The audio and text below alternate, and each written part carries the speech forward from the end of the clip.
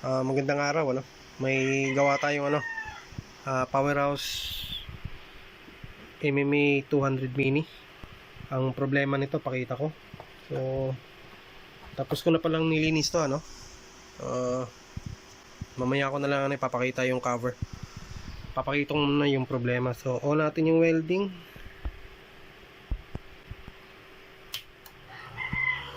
So, ayan. Umilaw yan.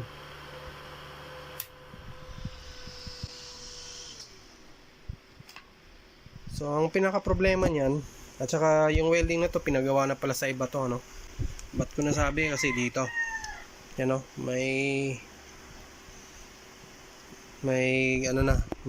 ginawa na diyan banda dito.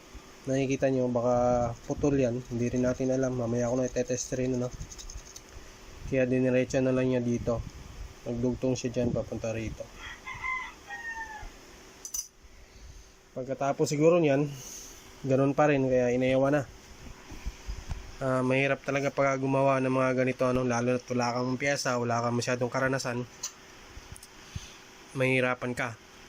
Pero suggest ko lang sa gumagawa ng mga nagdi-DIY, pagka ganitong problema, kung hindi nyo kayang lutasin yung problema na yan, kung anong parts ang naging problema, kung may pamalit kayo, palitan nyo na lang yan, mawawala na yan. Yan lang yung isang problema dyan. Pero pagka alam nyo na kung anong problema, para hindi kayo bili ng ganito, hanapin nyo yung problema, ano? So, magte-testing muna tayo kung wala bang output, kasi umilaw yung dilaw, di ba? Pag umilaw yun, dapat wala tayong output na masukat. Pero kung meron tayong output na masukat, ibang problema yun, ano? So, tingnan natin. On natin yung extension natin, yan. So, pansinin niyo yung dito, pansinin niyo yan. So, on natin yung welding, tapos tingnan nyo rin yung natin, yung monitor tester natin. So, on na natin. So, ayan, may 51.5 volts tayo, pero umiilaw. So, ito yung problema niya, ano? So, sa pagka ganitong klase ng problema ni Powerhouse, ang problema na pag nag-welding kayo nito, mahina yung spark. Mahina mag-welding to, ayaw mag-welding. Nag-spark lang pero ayaw talaga mag-welding. So, ganito yung problema niyan. Ang pinaka-common yun, kung gusto niyo namang pwede kayong magpalit nito, ano? Yan, parehas lang yan dito. Pero ito, nakabalo to, silyado. So, try nating magpalit ng, magpalit muna tayo ng 324.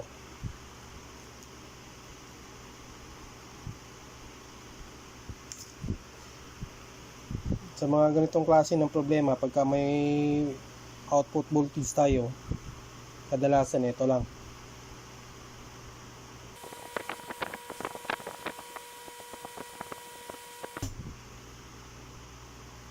So, ito. Lagay muna natin dito. Ayan. Ay, baka mahulog dito na lang. Tapos kuha tayo ng bagong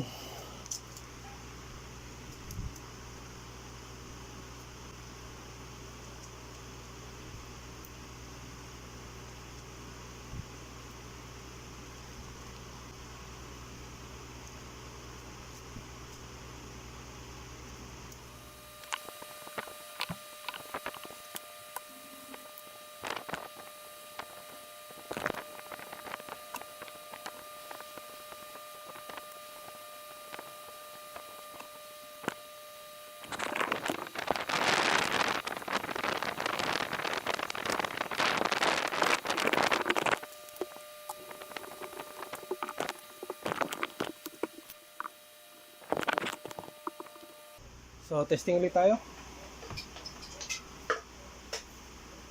Tingnan natin kung mawala ba yung dilaw na ilaw. So, natin yung extension, yan.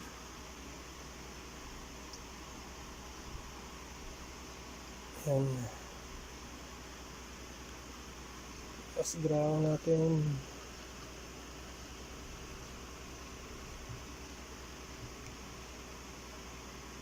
So yan. So naka-on extension natin. On na lang natin yung welding. So tingnan nyo yung dalawang ilaw dun kung ilaw pa ba yung isa, yung dilaw. So on natin. So ayan, umilaw. Yan, wala na. So yun lang naging problema yun. 51.9, 52. Okay na yan. Yan, matino na yung arc natin dyan. Hindi katulad nung kanina, umiilaw, pero may output. Dapat wala yun. So yun lang naging problema nito. Pero yung isang problema niyan, kung ganyan lang yung problema, medyo madali. Pero pagka nagpalit na kayo nun, tapos ayaw matanggal nung dilaw, may ibang problema yun. Nandito rin ang problema nun. At saka may makikita kayong video sa YouTube na pinalitan niya ng transistor. Pakita ko lang dito kasi ito yun nandito rin yung ano niya. Ganito rin yung tinanobol niya doon. Pakita ko lang. Susumin natin. Kita ng ilaw. Yan. So ito yan. May makikita kayong video sa YouTube na ito yung pinalitan niya. Saan ba yun? Ito yung pinalitan niya. Tandaan niya, papakita ko yung number niya na. Wala na kasi ako cotton buds.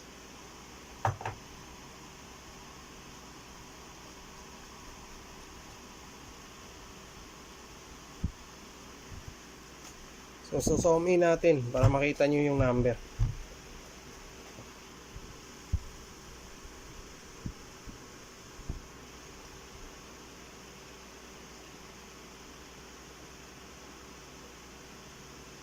Kita ba?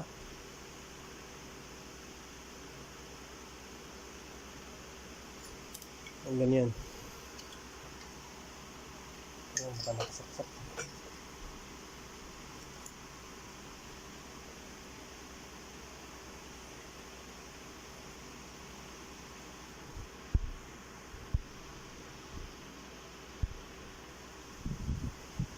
Hindi pa kita.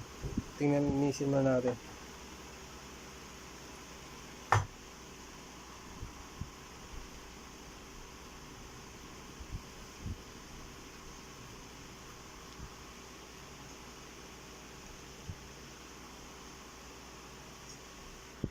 Patayin natin yung ilaw, baka makita natin yung number.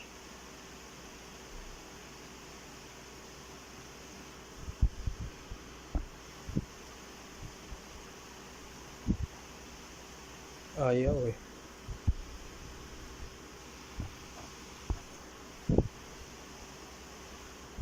dito medyo yan, makikita nyo. Yan. Ano nakikita yung number? 2F, di ba? Pasensya na, magalaw. Yan, nakikita yung number. 2F yan. Yan. May nakikita kayo dun sa video.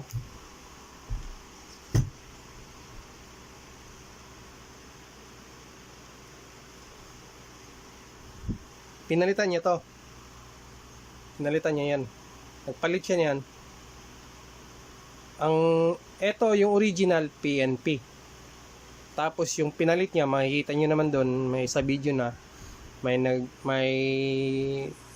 nag-post siya doon ng konti, tapos nilagyan niya ng dito, ng caption doon na pinalitan niya to ng NPN. So magkaiba yung PNP at saka magkaiba yung sa NPN. Ang original nito PNP. So nagpalit siya ng NPN. Pagka ganun ang ginawa nyo, patatanggal yung ilaw na dilaw, kaso wala nang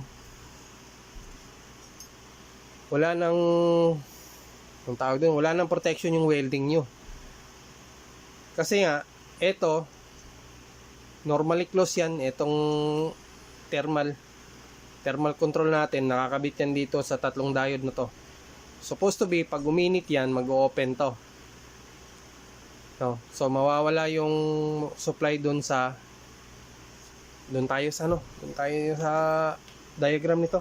Papaliwanag ko lang ng huwag niyong gagawin yun. Pero nasa sa inyo na. Kung susundin nyo, bahala kayo. Pero kung sa akin lang, huwag niyong susundin yun. Ako ng isang dito. Gawa ako ng isang yan. Isang diagram. Ito yun.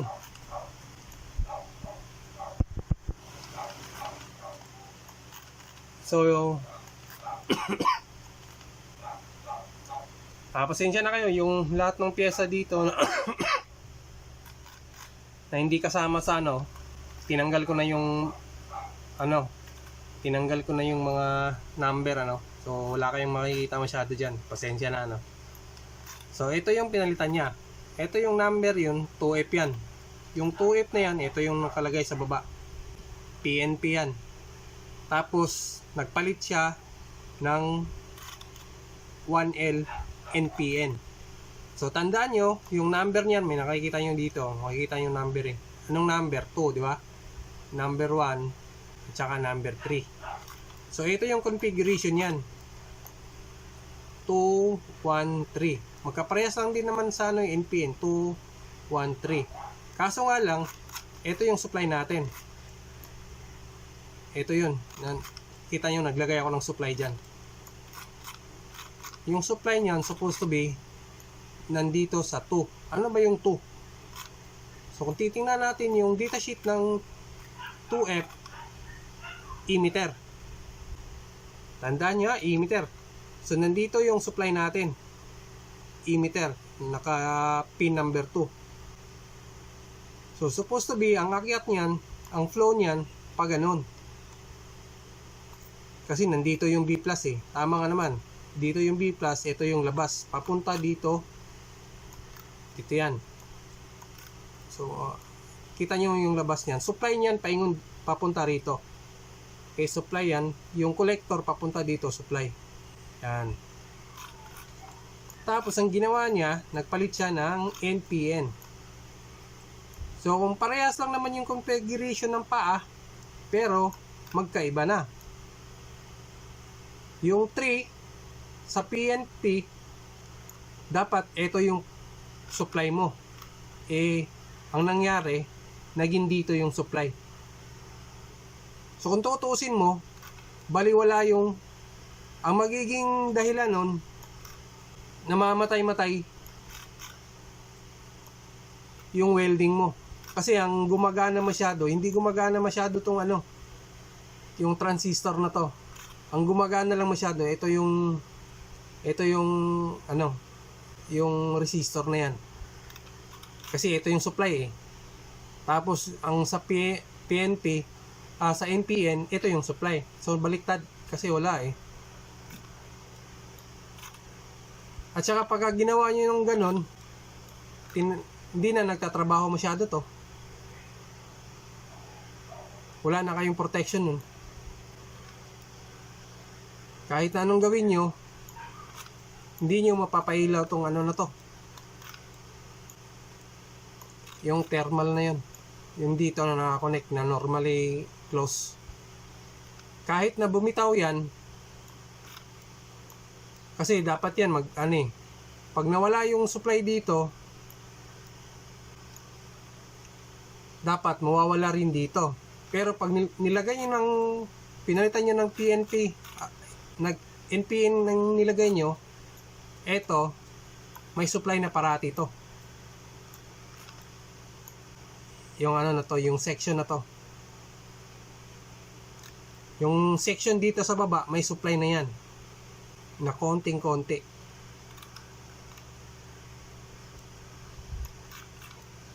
So, tatandaan nyo lang yun. Huwag kayong masyadong mag-iiba. Kasi pagka nagpalit kayo ng NPN dito, ibig sabihin lang yun, hindi kayo marunong.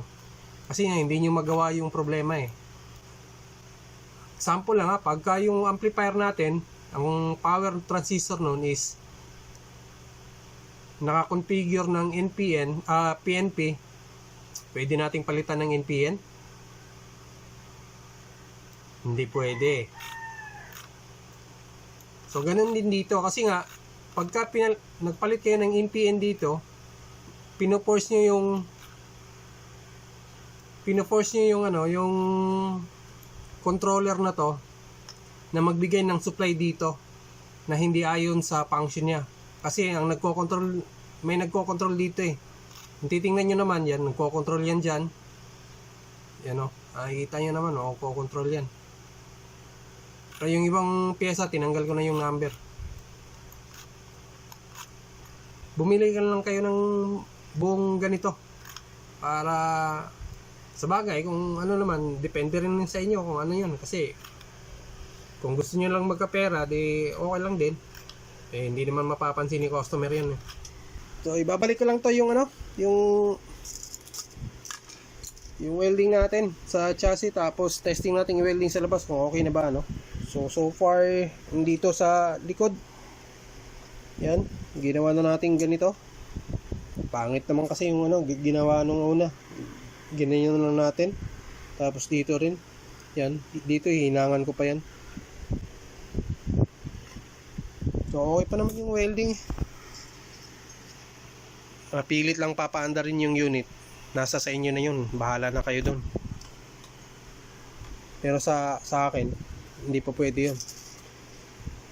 Kasi katulad naman ng madami tayong mga ibang kasamahan na technician.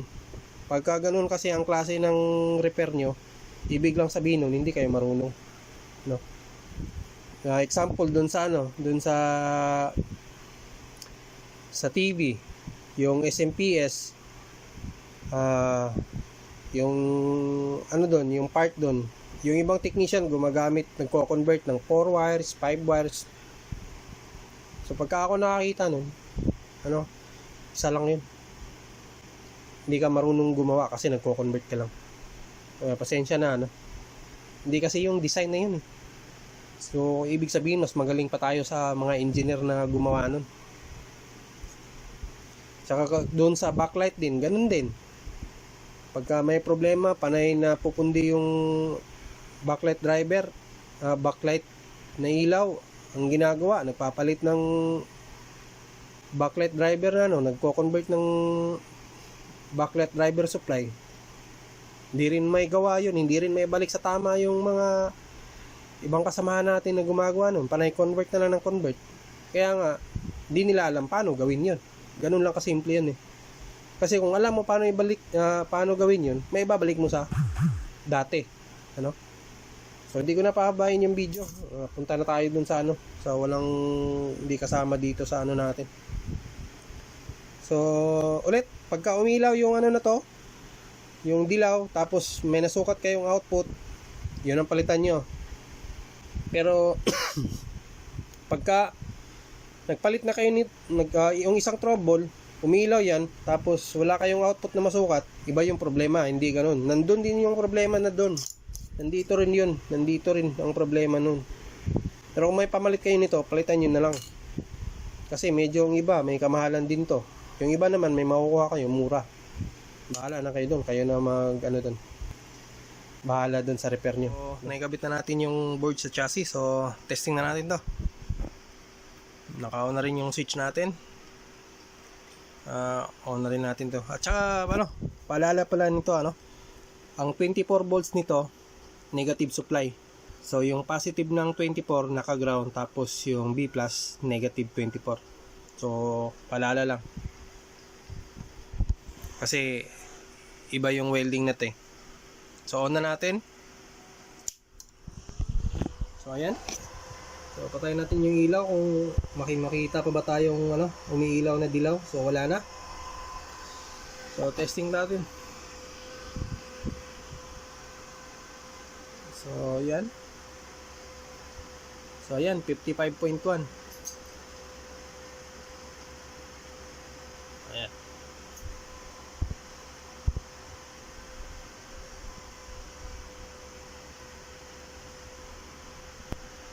So ayan, 55.4.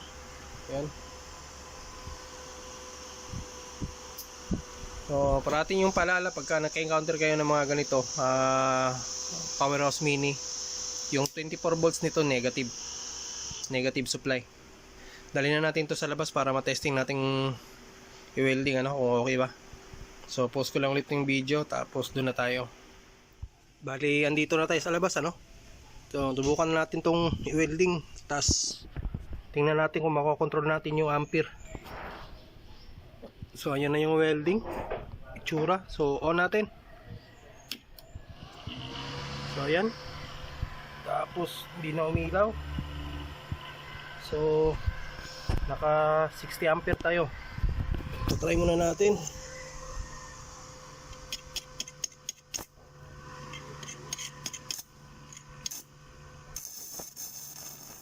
So ayan, mahina naman. So lakasan natin ng 120.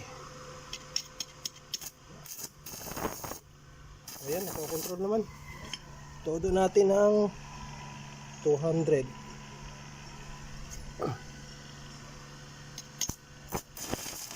So ayan, nakakontrol natin. So balik tayo ng 100. Siguro yan. Tapos welding natin So welding natin.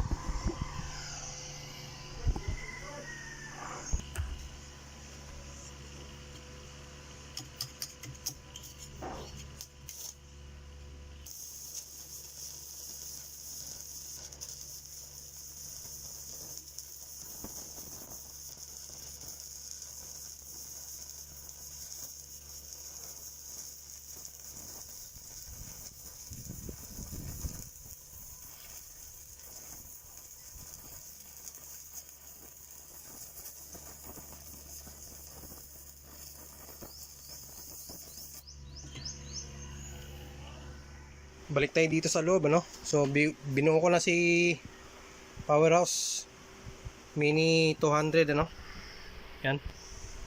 So nakita nyo naman yung welding natin kanina.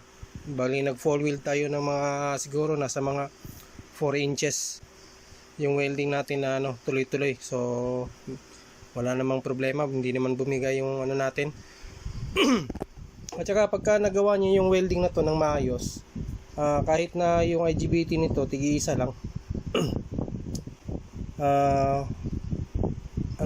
matibay ito. Para matawag dun, maayos ng matinong ayos to. Kahit na ibabad mo to sa gamit, lalaban at lalaban tong welding na to, kasi nga matibay yung welding na to at saka yung dito. Pero pagka yung ginawa nyo, pinilit yung paanda rin to, kayo na bahala doon, kasi pabalik-balik din yung unit na ginagawa nyo. Hindi nyo ginawa kasi ng tama pagka ganon. Pero pag tayo gumawa, balik talaga sa yan, balik talaga sa dati yan. So di ko na siguro papahabain yung video bali huling testing na lang natin to. So on ko na yung natin, yan. Tapos yung welding natin.